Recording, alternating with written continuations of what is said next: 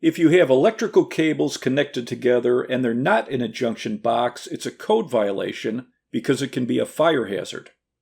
All electrical splices must be joined with UL-approved wire connectors and joined inside a UL-approved metal or plastic junction box with a cover. An easy-to-use retrofit box is the open splice junction box. You don't need to disconnect the wires to make the repair. It has 6 areas to anchor the box to a joist or stud with screws.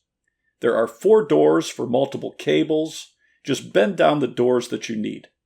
Once you position your splice inside the box, screw the cover on. Fasten the cables to the structure within 8 inches of the box.